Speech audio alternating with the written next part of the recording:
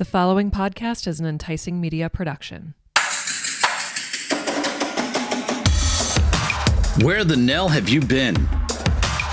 Join us for conversation about life, business, and everything in between. Welcome to What the Nell, where we've got stories to tell. Here's your host, Nell Tice.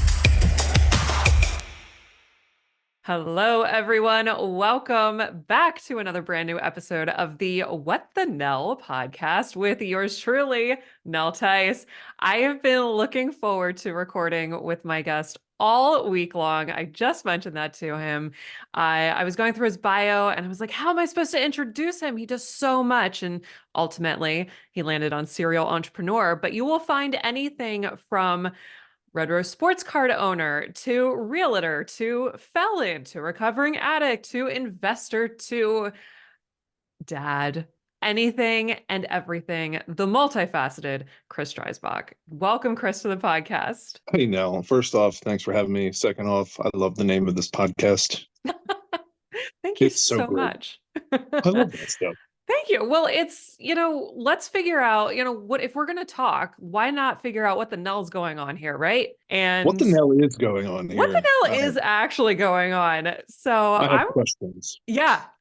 And I definitely have questions for you because I've been watching, not to sound like stalker, but I've been watching you for the past few months and I'm just like, how, where, when do you sleep?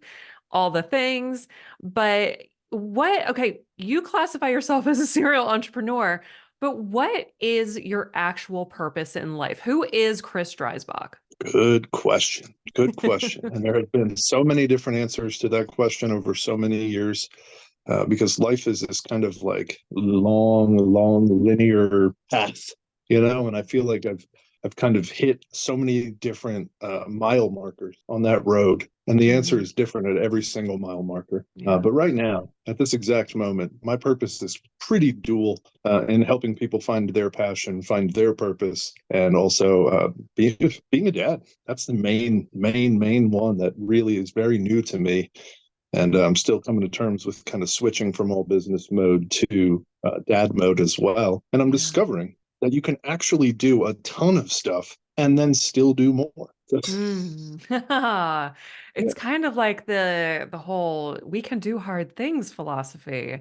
You don't really know what you can do until you're put in a position where you have to do it. Yes. And if you take advantage of each of those positions, as in just throw yourself entirely into each opportunity, it's weird. It kind of allows you to compound another thing on top of it, and then another thing. And like each thing moves into another thing and gives you another opportunity to help somebody else move on or move up the line or, just do something that really they've always wanted to do. And that's kind of how this all landed here. Speaking of how this all landed here, why don't you give us a short synopsis of how you got here, a little bit about your journey and why you are where you are today? Well, what the Nell? I ended up in Lancaster because I grew up in Allentown, Emmaus, the Lehigh County area of Pennsylvania, and I got into all kinds of trouble. I did some drugs. I did some more drugs. I did a lot of drugs. I started doing crimes to pay for my drug habit, and I landed in jail 3 times. I, created criminal charges in 3 different states. Nothing I'm super ultra proud of, but it happened, and eventually landed in Lancaster County because a judge shipped me to treatment, and the treatment center shipped me to a halfway house. And in 2007, I landed in Lancaster County, and I haven't left since. Wow. So that's the super short, ultra mega short version. And, I've told the full story on all manner of different, videos and things that you can hunt down on YouTube.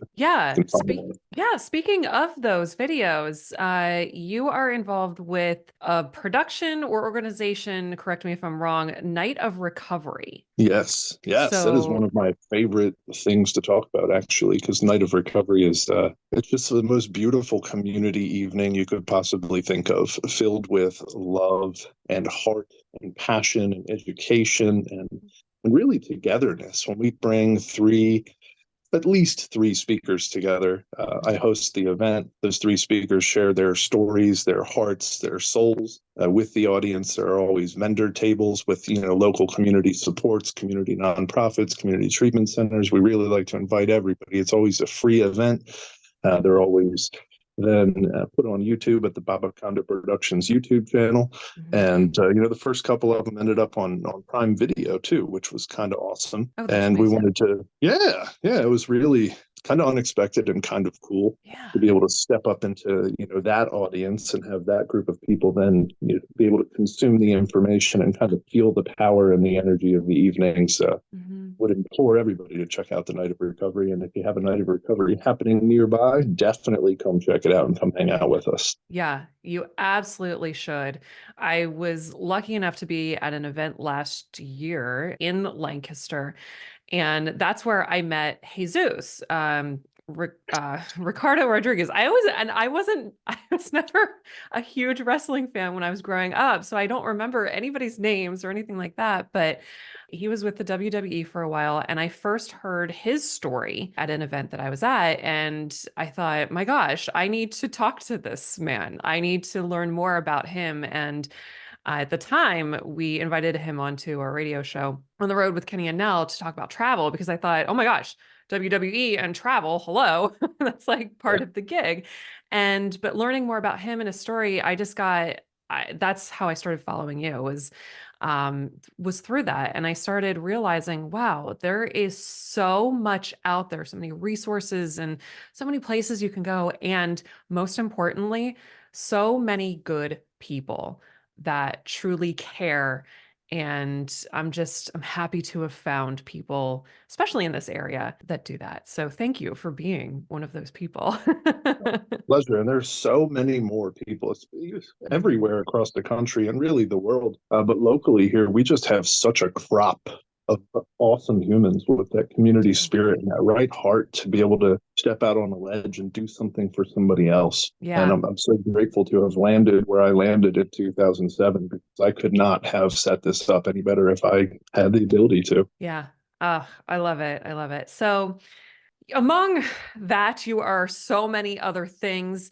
I forgot to mention bee organizer, waffleologist, were some of the other things that I read in your bio on your Facebook page, I believe it was. Yeah. So, what other businesses you've got? You've got your hands in everything. Tell us a little bit more about the serial entrepreneurism.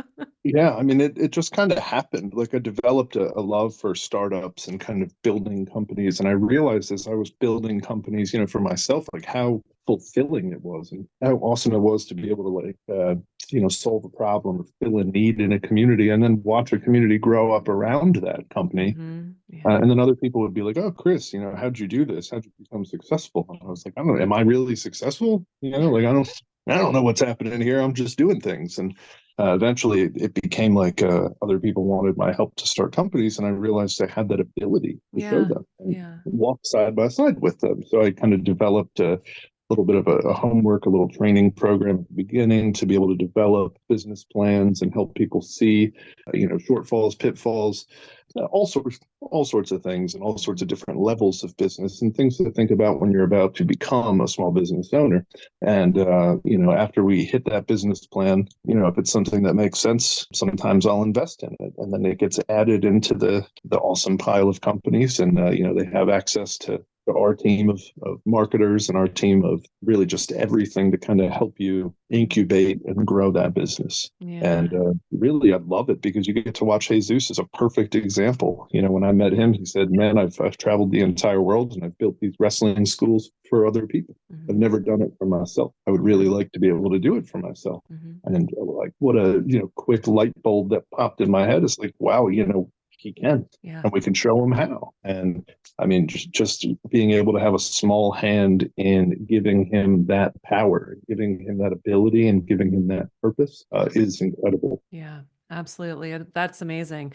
And speaking of that particular business, it's Three Legacies Wrestling, located in Lancaster. You do one show monthly out in the public, I should say, Yeah. and you've been to Clipper, is it Clipper Magazine Stadium where Yep. they're the Stormers now, not the Barnstormers anymore, I Yeah. think, right? It'd be hard to stop saying barnstormer I because it's know.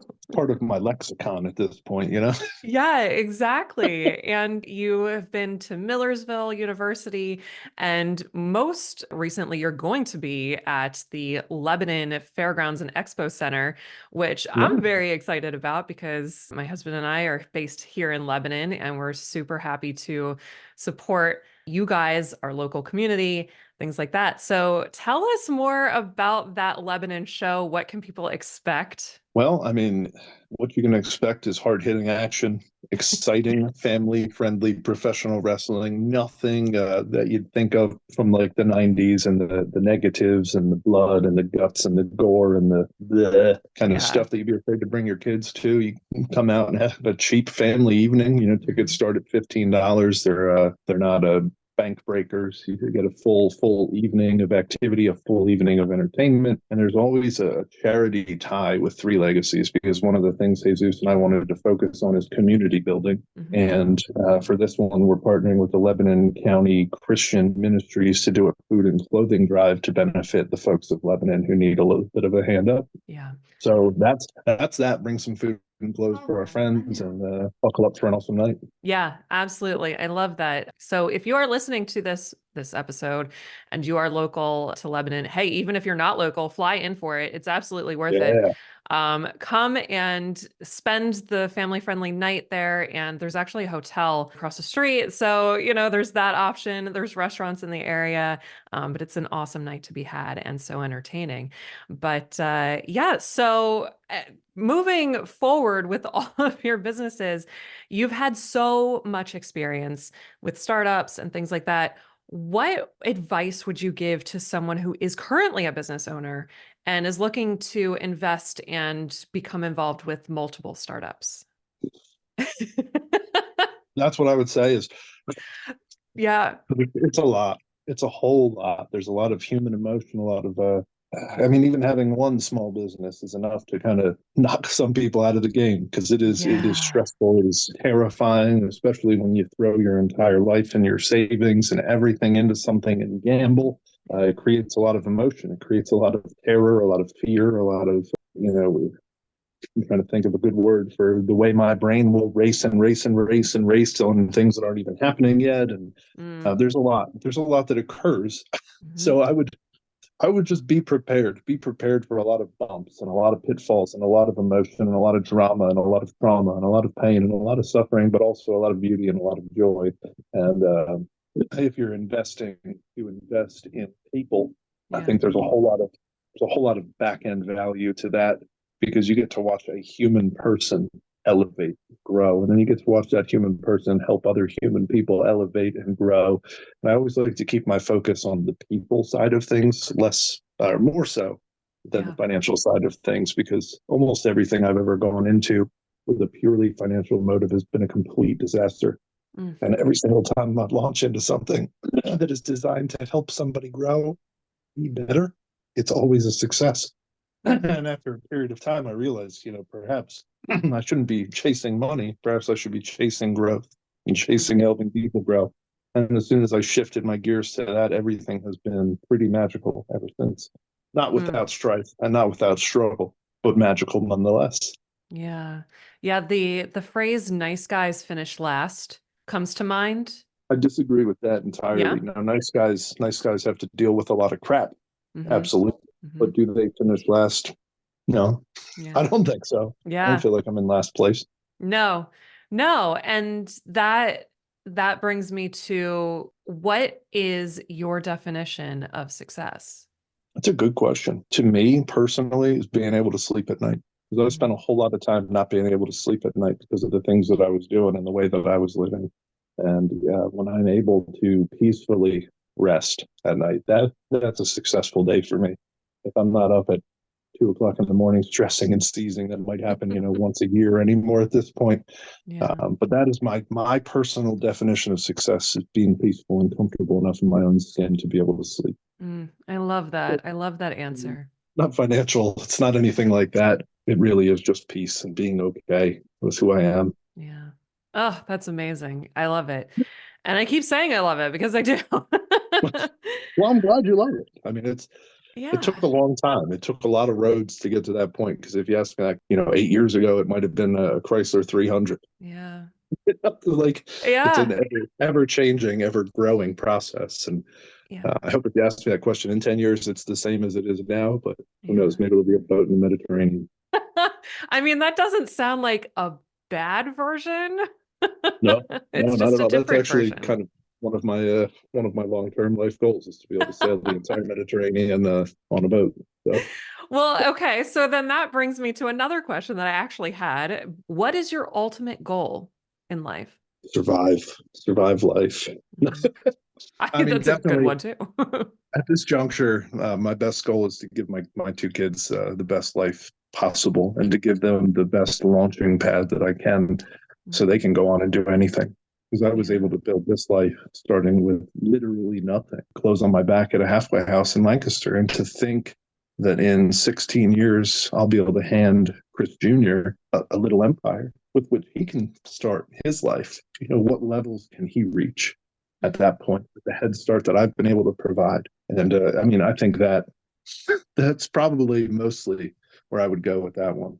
Little Chris and Piper giving them a launching pad. Yeah. I love that's so great.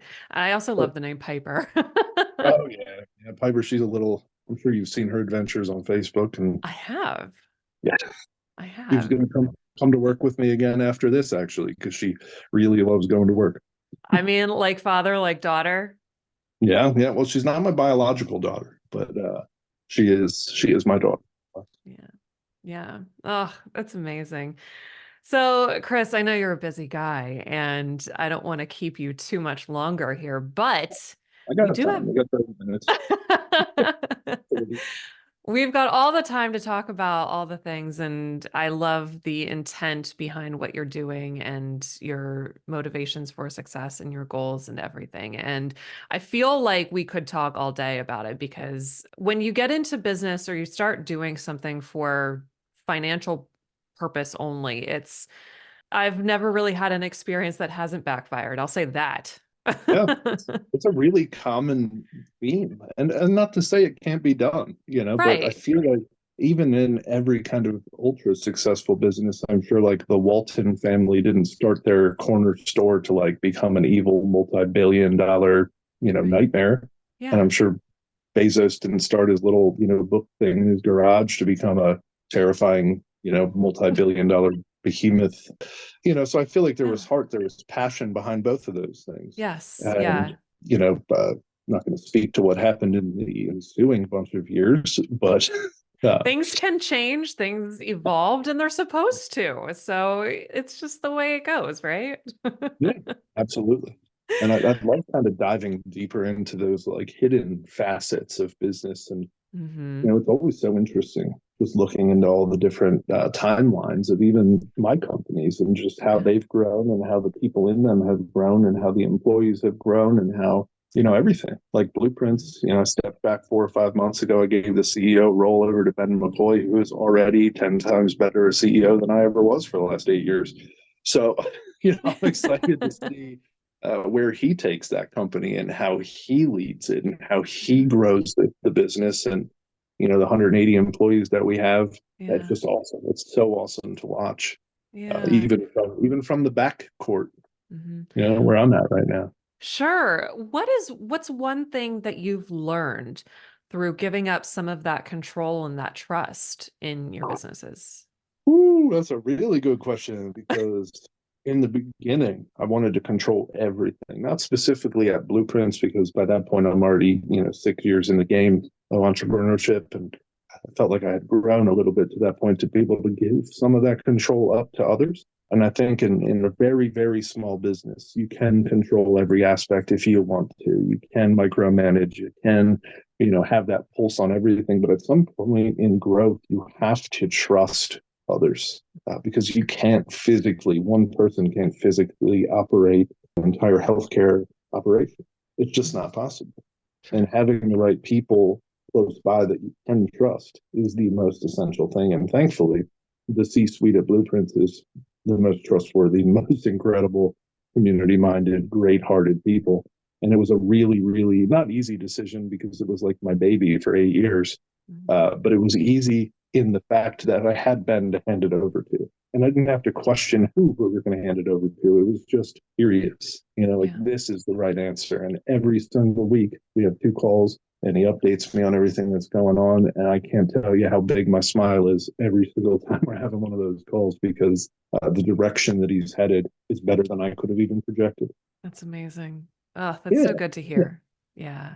I agree. So, so what is next? What is next for Chris Dreisbach? What's on the agenda, the roadmap? I mean, that's a good question. I mean, right now, I'm still in the transition period from 100-hour week to dad week Yeah. plus 60 hours of work. Or just a little transition here, a little transition, and I don't know 1,000,000% where the world's going to take me. Yeah. Just kind of keep my eyes open for the right opportunity and the right place to go and where the universe wants me. And it's been pretty clear looking back on the last 17 years of my life and my recovery that the universe will always put me where it wants me, for better or worse. I just have to be ready for it. And I remain at the ready.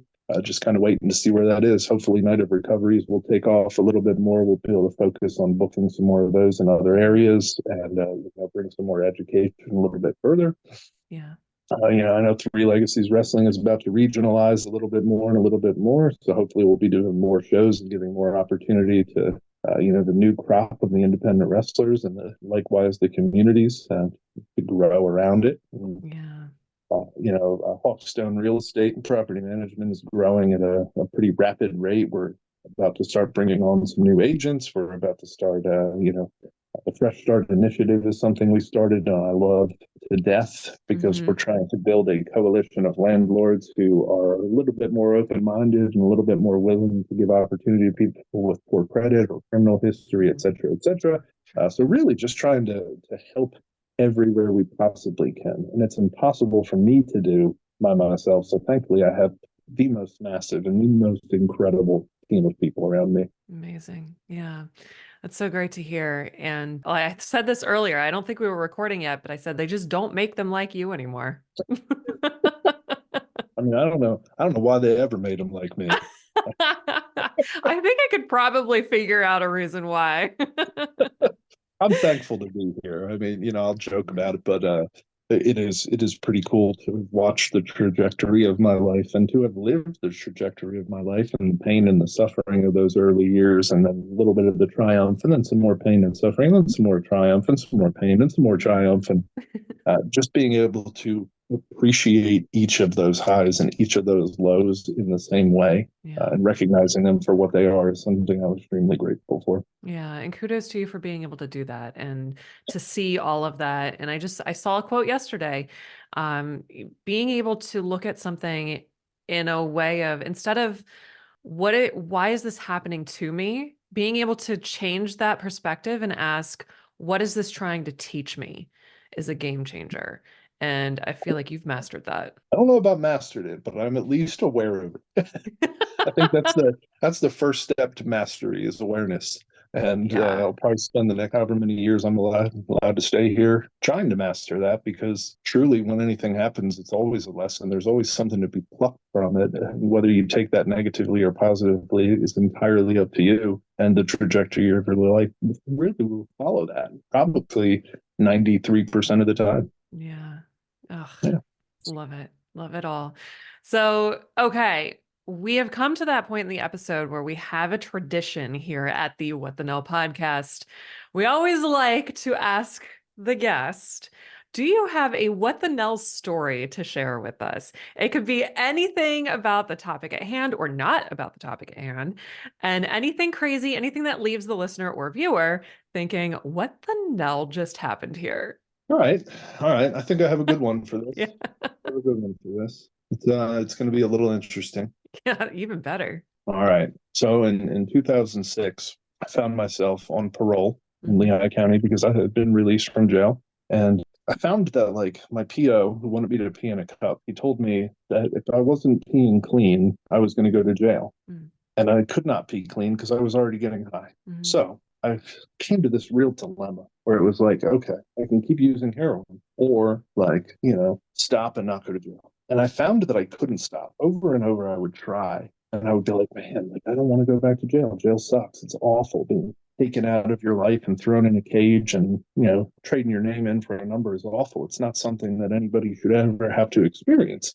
Mhm. But for some reason, I found that I couldn't stop doing this thing that was going to send me there. And so the day came that I had to like turn myself into the PO. And I'm still getting high to that point. And my girlfriend and I at the time decided to jet to North Carolina instead of turn myself into parole, because I'm a genius, and I'm not going back to jail. So I dipped to North Carolina. We stop in Philadelphia on night number 1. We stop in Baltimore on night number 2. We stop in DC on night number 3. We stop in Richmond on night number 4.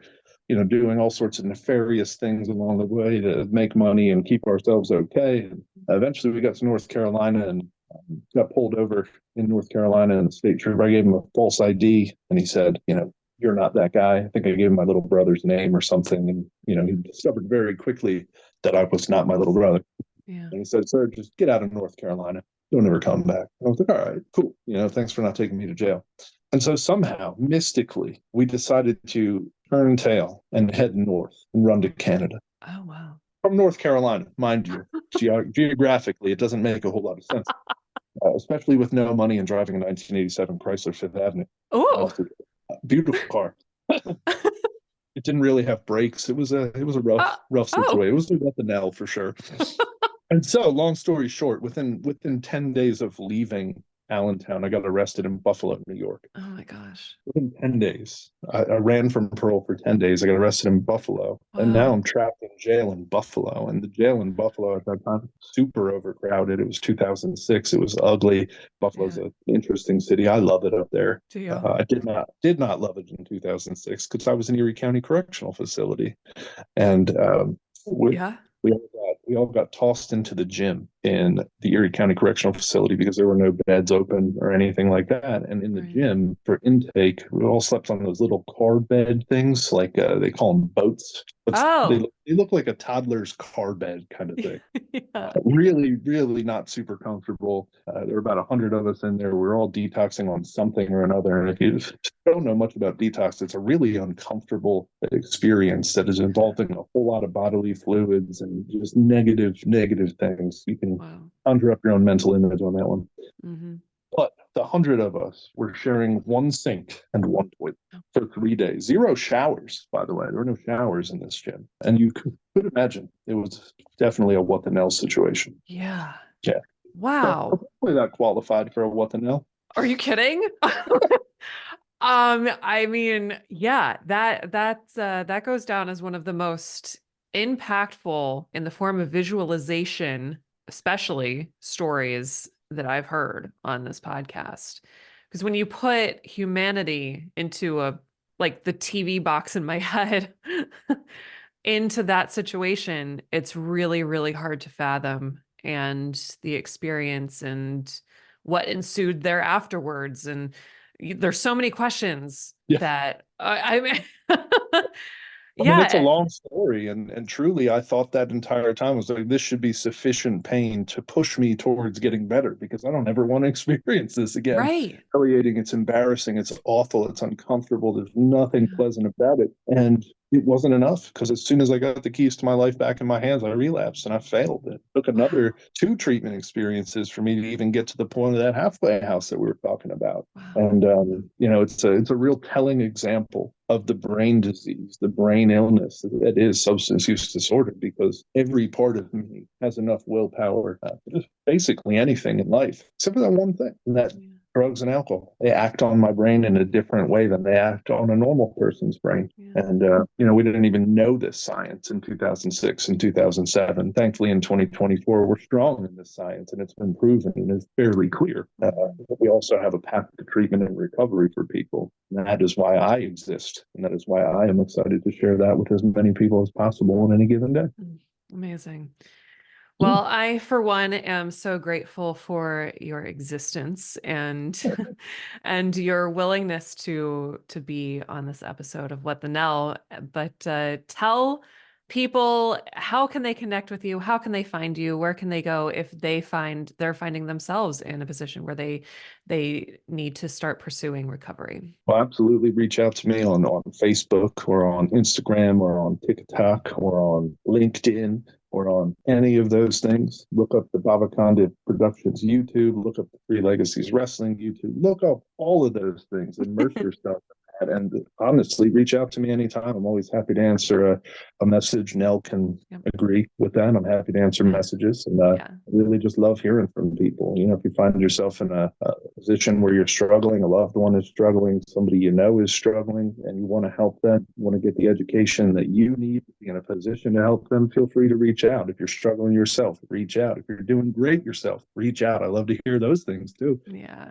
And really just love having new friends, love expanding networks. And just grateful to be on the show. I'm grateful to have met you. Now, thank you. Thank you. The feeling is very, very mutual. And all of that information will be in the show notes. The show notes is going to be a mile long. So get ready. probably. It's a small novel, you know? It Get is. it published. Absolutely. Oh my gosh. Thank you so, so much, Chris, for doing this today. And thank you so much to all of the listeners for tuning in. And if you're watching this on YouTube, please like the video, subscribe to the channel, check out Babaconda Productions and Three Legacies channel too. All doing great things on YouTube. Love it all. And all the websites, all the connections, everything, like I said, will be in the show notes. And thanks everyone again. And of course, I will catch you on the next one.